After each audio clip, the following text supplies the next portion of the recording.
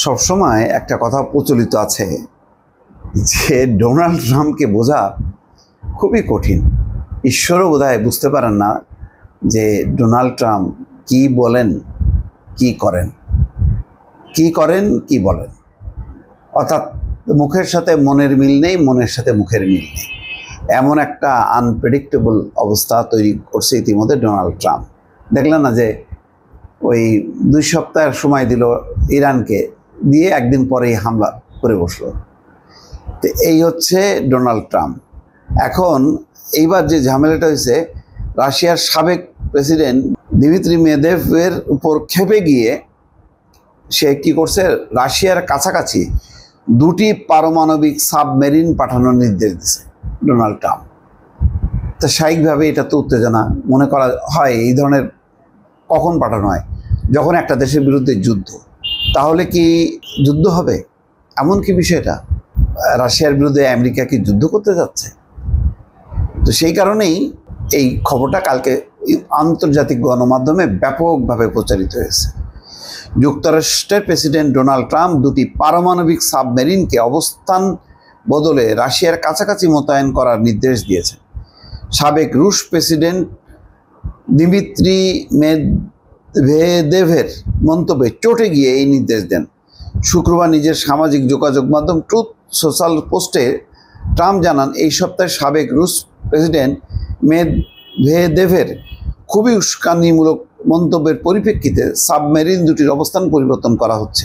এর ঠিক একদিন আগে মেদভেদেভ সতর্ক করে বলেন, কল্পিত ডেড হ্যান্ড, অর্থাৎ ট্রাম্পকে উদ্দেশ্য করে বলছেন, কল্পিত ডেড হ্যান্ড কতটা বিপজ্জনক হতে পারে সেই বিষয়ে ট্রাম্পের সচেতন থাকা উচিত।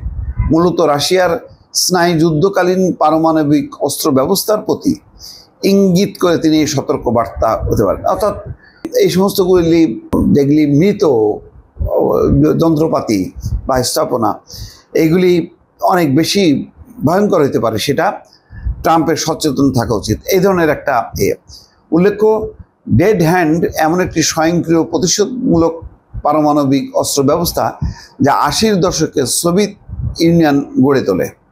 এর মূল উদ্দেশ্য ছিল, যদি যুক্তরাষ্ট্র বা কোনো প্রতিপক্ষ প্রথম আঘাতে সোভিয়েত নেতৃত্ব ও কমান্ড অ্যান্ড কন্ট্রোল ধ্বংস করে দেয়, তবু যেন রাশিয়ার পক্ষ থেকে স্বয়ংক্রিয়ভাবে চূড়ান্ত প্রতিশোধ নেওয়া যায়।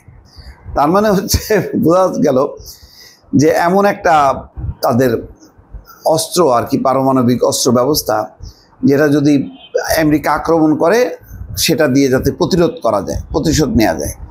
আর মেদভেদের এই মন্তব্যে চটেছেন ট্রাম্প। ট্রুথ সোশ্যালে তিনি লেখেন, 2টি পারমাণবিক সাবমেরিন যথাযথ স্থানে অবস্থান করার নির্দেশ দিয়েছে। বোকামিপূর্ণ এবং উত্তেজক ওইসব মন্তব্য এর চেয়ে বেশি কিছু। যুক্তরাষ্ট্রের প্রেসিডেন্ট আরও বলেন, শব্দগুলো খুবই গুরুত্বপূর্ণ এবং প্রায়ই অপ্রত্যাশিত পরিণতির দিকে নিয়ে যেতে পারে। আমি আশা করি এটি এমন ঘটনাগুলোর একটি হবে না। অর্থাৎ ক্ষেপে গিয়ে তিনি এই কথা বলতেছেন। সাম্প্রতিক সপ্তাহগুলোতে মেদভেদেভের সঙ্গে তুমুল বাগযুদ্ধে জড়িয়ে পড়েছেন ডোনাল্ড ট্রাম্প। মেদভেদেভ বর্তমান রুশ প্রেসিডেন্ট ভ্লাদিমির পুতিনের প্রশাসনের অধীনে রাশিয়ার নিরাপত্তা পরিষদের ডেপুটি চেয়ারম্যান হিসেবে দায়িত্ব পালন করছেন। পুতিন এবং মেদভেদেভ খুব ঘনিষ্ঠ হিসেবে পরিচিত। 2008 থেকে 2012 সাল পর্যন্ত রাশিয়ার প্রেসিডেন্ট ছিলেন মেদভেদেভ। তখন পুতিন ছিলেন রাশিয়ার প্রধানমন্ত্রী। 2012 সালে পুতিন প্রেসিডেন্ট পদে ফেরেন, মেদভেদেভ প্রধানমন্ত্রীর দায়িত্ব নেন। তিনি এই পদে 2012 থেকে 2020 সাল পর্যন্ত ছিলেন, কিন্তু এখনও পর্যন্ত তাদের মধ্যে সখ্যতা আছে। ইউক্রেনে চলমান রুশ হামলা নিয়ে নিজের ক্রমবর্ধমান হতাশা জানাতে গিয়ে ট্রাম্প প্রায় রাশিয়ার যুদ্ধবাজ নেতা মেদভেদেভকে নিশানা করেছেন। 2 নেতা নিজেদের পারমাণবিক সক্ষমতার প্রতি ইঙ্গিত করে বিভিন্ন মন্তব্য করেছেন। একই সঙ্গে 2 দেশের সম্পর্কে উত্তেজনার পারদও ক্রমেই চড়ছে। মানে মেদভেদেভের সাথে তার যে বাগযুদ্ধের, তাতে চটে গিয়ে 2টা পারমাণবিক সাবমেরিন রাশিয়ার কাছাকাছি মোতায়েনের নির্দেশ দিচ্ছেন।